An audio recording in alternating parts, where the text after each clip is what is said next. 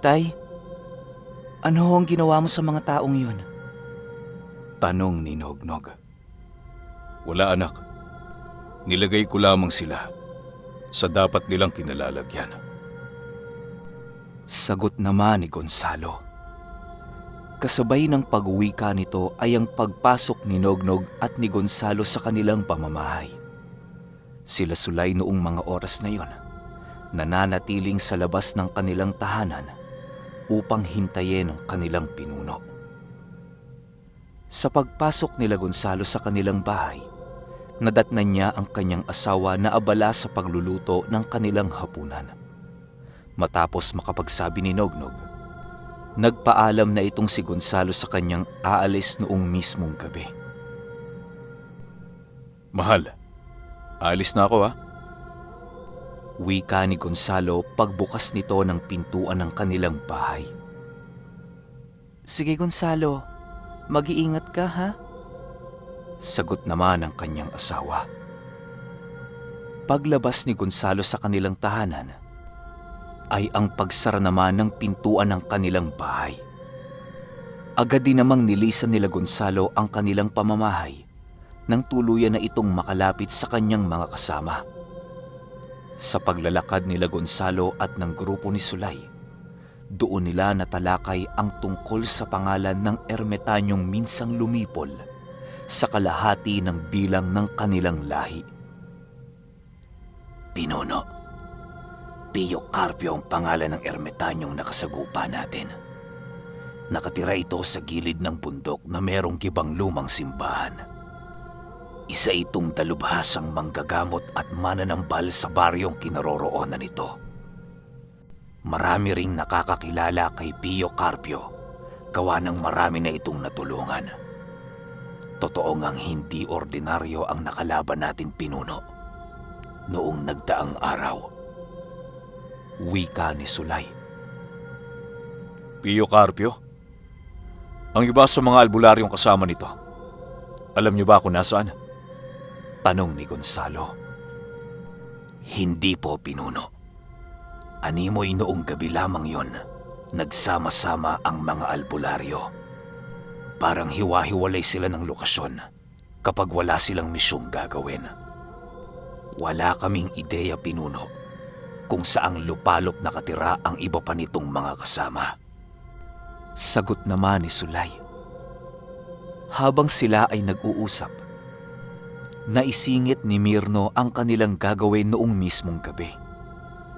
Ayon kay Mirno, natutungo sila sa ibang baryo upang maghanap ng mabibiktimang tao na siyang gagawin nilang pagkain.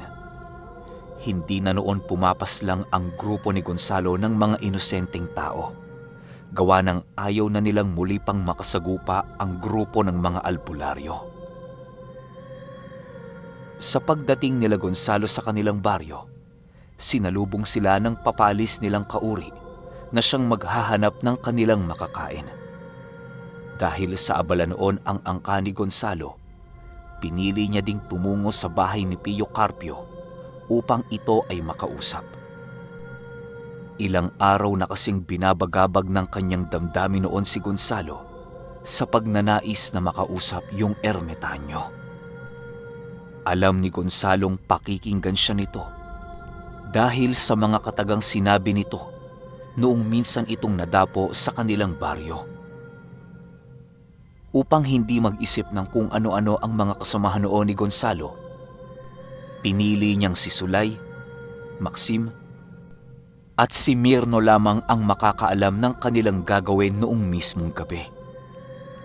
Bago pa man sumapit ang lalim ng gabi, nagpaalam na itong sila Gonzalo sa kanilang mga kasamahan na meron silang tutunguhing panauhin. Di naman sila nagawang questionin ng iilan sa mga ito, gawa ng alam nilang kapag ang pinuno nila ang lumakad, paniguradong meron itong mahalagang pakay. Sa pag-alis nila Gonzalo sa kanilang baryo, ay ang pagsili para naman ng kanilang uring mangangalap ng kanilang pagkain. Aswang nalipad noon ang kanilang inutusang maghanap ng pagkain upang maging madali ang pagdala nito pabalik ng karneng kanilang nakuha. Hindi nila noon pwedeng utusan ang ibang aswang na lakat sa kadahilanang ang karamihan sa mga ito ay nalagas sa digmaan. Kung meron man silang uutusang aswang na lakat, kokonti lamang ang bilang nito na siyang magpapatagal sa kanilang gagawing misyon kung sakali. Nang makarating sila Gonzalo sa paanan ng bundok ng kanilang baryo, agad din naman silang nagpalit anyo upang madali silang makakapaglakbay. Bilang aswang nalipad ang tatlo sa pinagkakatiwalaan noon ni Gonzalo, pinili niyang gamitin ang kanyang pangalawang kaanyuan.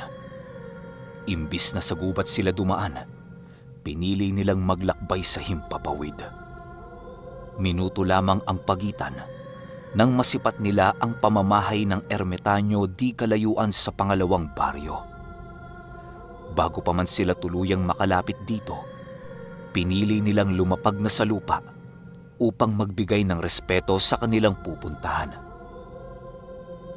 Sa paglalakad nila sa masukal na kakahuyan, tila ba ibang-iba ang pakiramdam doon nila Gonzalo.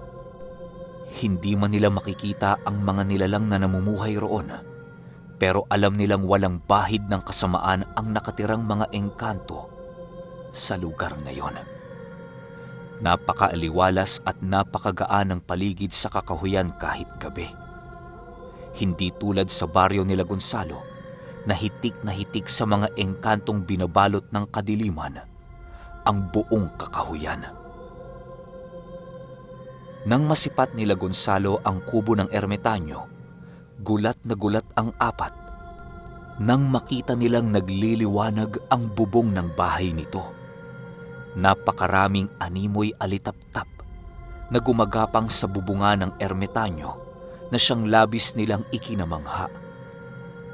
Habang sila ay papalapit sa kubo, pabigat din ng pabigat ang kanilang nararamdaman. Di pa man gaanong nakakalapit noon sila Gonzalo, napapayuko na ang tatlong kasamahan nito. Dahil sa hindi na noon nakayanan ni Mirno ang kakaibang presensya sa paligid, pinili na lang nitong magpaiwan. Ilang minuto pang paglalakad, napaluhod na din si Sulay at si Maxim. Pinuno, hanggang dito na lamang ang aming kakayahang samahan ka. Naway maging maayos ang usapin ninyo ni Pio Carpio. Hangad namin ang iyong kaligtasan at naway gabayan ka ng mga kaluluwa ng mga nagdaang gabunan. Wika ni Maxim. Kahit anong pilit ng dalawa tumayo, hindi pa rin nila nagagawang makaalis sa kanilang pagkakaluhod. Dahil sa mga pangyayaring yon, sumuko na lamang ang dalawa at hinintay ang pagbalik ng kanilang pinuno. Habang papalapit noon si Gonzalo sa kubo, animoy naninigas na ang kanyang balat dahil sa sobrang init ng kanyang pakiramdam. Hindi rin nagagawang paluhurin nito si Gonzalo sa kadahilanang kahit papaano taglay niya pa rin ang kakaibang abilidad ng isang gabunan. Ilang minuto pa ang lumipas, nasipat ni Gonzalong bumukas ang pintuan ng kubo. Doon niya nakita ang mapuputing buhok ni Pio Carpio na siyang labis niyang ikinatuwa. Agaran din siyang nakita nito, kaya ang ginawa ni Gonzalo, minadali niya ang pagtungo sa lugar ni Pio Carpio. Nang makalapit na dito si Gonzalo, doon niya nasipat ang isang diwata ng kalikasan na nakaupo sa balikat ng ermitanyo. Habang nakatingin noon si Pio Carpio sa kanya, ay panay ang pagbuga nito ng usok na nanggagaling sa kanyang tabako. Masaya ako't nagkita tayong muli, Kabunan. Marahil ay naparito ka. Dahil meron kang pakay sa akin, hindi ba? Tanong ng ermitanyo habang nagtatabako. Oo, Pio Carpio. Meron talaga akong pakay sa'yo. Marami akong nais malaman sa mga bagay-bagay dito sa mundo. Nais kong matuto, Pio Carpio, kung paano maging tagasunod ng amang may likha sa lahat. Alam kong walang kapatawaran ng lahat ng kasalanang nagawa ko pero nais kong makabawi kahit papano. Labis kong nauunawaan at naiintindihan na wala nang hihigit pa sa kapangyarihang bigay ng Panginoon. Wika ni Gonzalo. Nang marinig ito ni Pio Carpio, ngumiti lang naman ito at inakbayan si Gonzalo. Nagpakawala din ito ng mga usal habang sila ay naglalakad upang tanggalin ang kanyang mga bakod sa buong paligid. Doon ay nakahinga ng maluwag si Gonzalo, maging ang mga kasama nito. Pagpasok nila sa tahanan ni Pio Carpio, gulat na gulat si Gonzalo nang makita niyang napakaganda ng loob ng bahay nito. Animoy hindi siya nasa loob ng kubo nang masipat niya ang mga gamit ni Pio Carpio. Halos ang karamihan sa mga gamit nito ay mga Biblia at mga libretang nakahilera sa lagayan. Napakarami din itong mga pangkonsagra at talandrong nakalagay sa kanyang mesa na siyang pangunahing ginagamit sa pagbuhay ng agimat.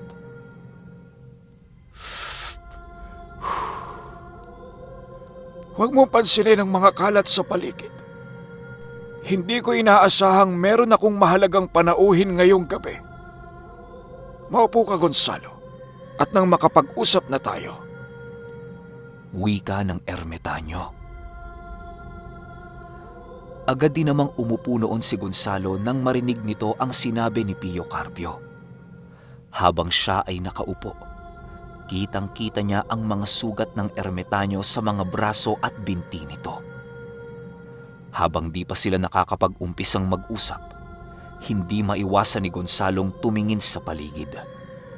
Sa pag-ikot ng kanyang paningin, doon siya nakakita ng isang maliit na baon ng nyog na hinati sa gitna.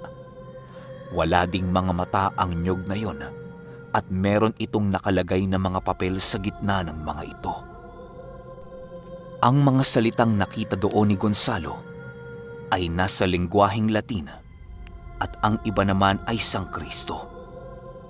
Si Pio Carpio noong mga oras na yon ay tumungo sa kanyang silid nang sa hindi malamang dahilan. Hindi naman ito pinansin ni Gonzalo, gawa ng baka meron lang itong gagawin. Pagbalik ni Pio Carpio sa kanyang sala, agad din naman itong umupo sa harapan ni Gonzalo. Ngumiti ito at muling nagsindi ng kanyang tabako. Nagpalit lang pala ito ng kasuotan noong mga oras na yon upang simulan ang formal na pakikipag-usap sa isang haring gabunan na nais magbago.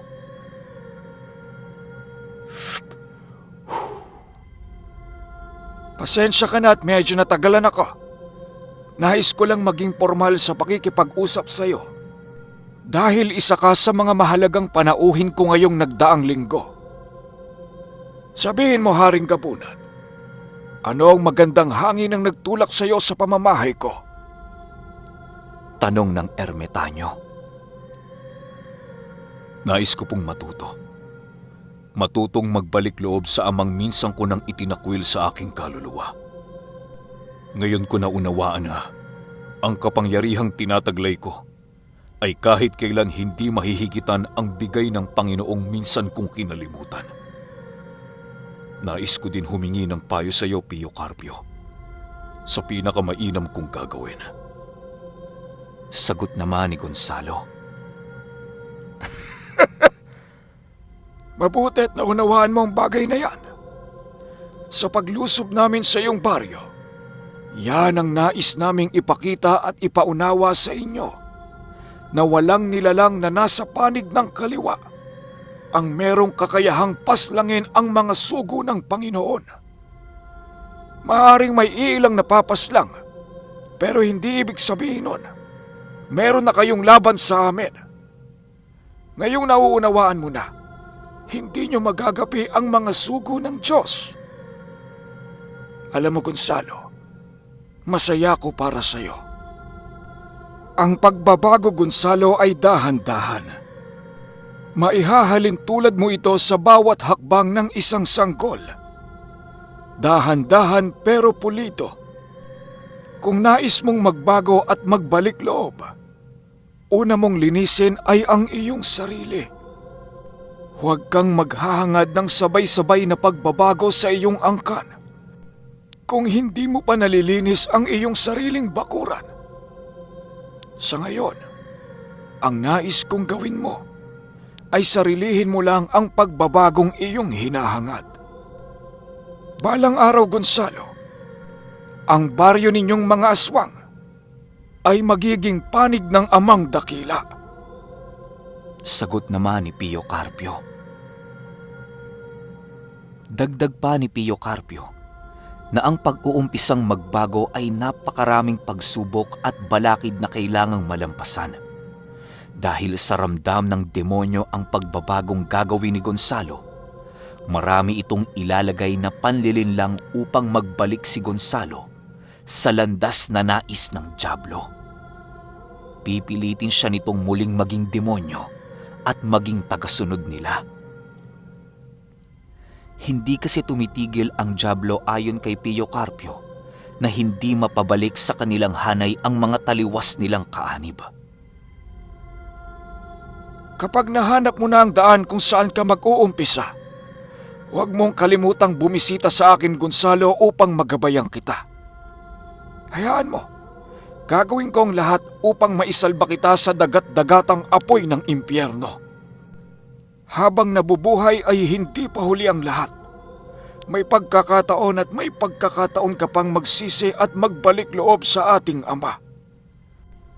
Marahil ay ito ang isa sa mga tadhana ko, Gonzalo, sa buhay kong tinatamasa ngayon. Masaya ako dahil kahit papaano merong isang taong nasa panig ng kaliwa ang namulat ko sa pagbabago. Dagdag pa ni Pio Carpio. Matapos nilang matalakay ang pakay ni Gonzalo, pinili ng dalawang mag-usap ng kaswal. Naghanap noon ng tuba si Pio Carpio sa kanyang tahanan upang mas lalo pang mapasarap ang kanilang inuman. Habang palalim na noon ang gabi, napakaraming natututunan noon ni Gonzalo sa ermitanyo. Ayon pa sa ermitanyo, na noong mga panahong nakalaban niya si Gonzalo, halos pisikal pa lamang na kakayahan ang kanyang ipinamalas. Hindi niya pa noon ginagamit ang kanyang espiritual na kakayahan, gawa ng labis itong magbibigay ng perwisyo sa uri nila Gonzalo.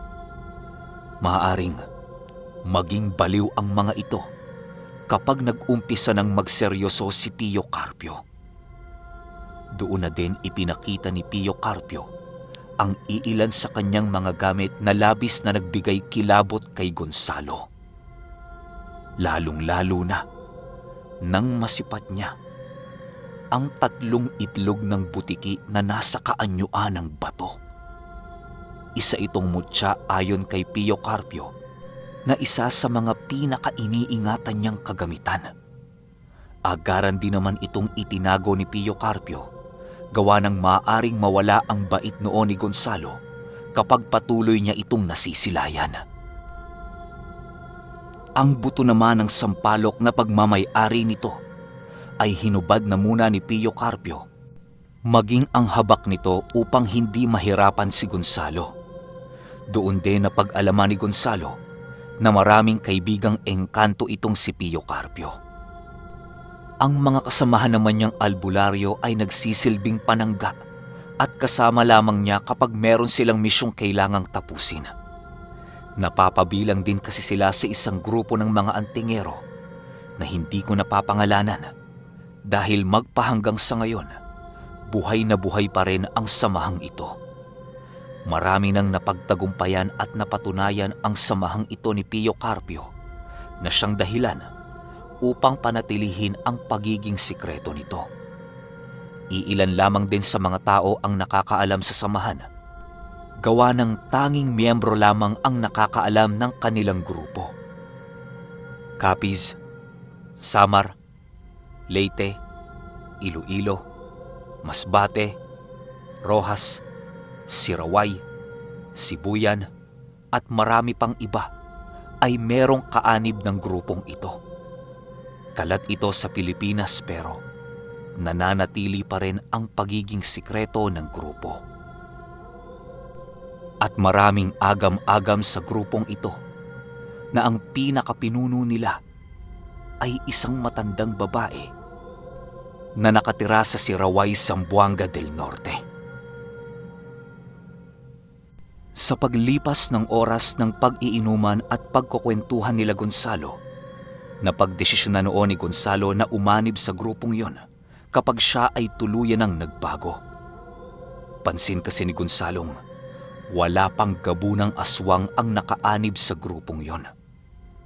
Nang marinig ito ni Pio Carpio, hindi naman ito tumutol sa nais ni Gonzalo. Pero syempre, bago siya makasali sa grupo, kailangan niyang maging purong kanan. Dahil na din sa kagustuhan ni Gonzalong mapaanib sa samahang yon, mas lalo pang tumindi ang kanyang pagnanais na magbago. Sa pagtagal ng kanilang inuman, sa unang pagkakataon, nakaramdam ng kalasingan itong si Gonzalo. Panay ang pagtawa nito ng malakas sa loob ng kubo na siyang labis na ikinagulat nila Sulay na naghihintay sa labas ng bahay ng ermitanyo. Halos maging ang mga kasamahan noon ni Gonzalo ay napapangiti na rin dahil sa pinaggagawa ng kanilang pinuno. Matapos makapag-inuman ni Gonzalo at ni Pio Carpio, agaran din naman itong nagpaalam sa ermitanyo. Hinatid pa siya nito sa labas ng kanyang bakuran na kung saan naroon ang kanyang mga kasama. Habang pasuray-suray na naglalakad si Gonzalo, nagpaalala pa si Pio Carpio sa mga kasamahan nito ng, Hawakan ninyong maigi ang pinuno ninyo ah! Lasing na yan!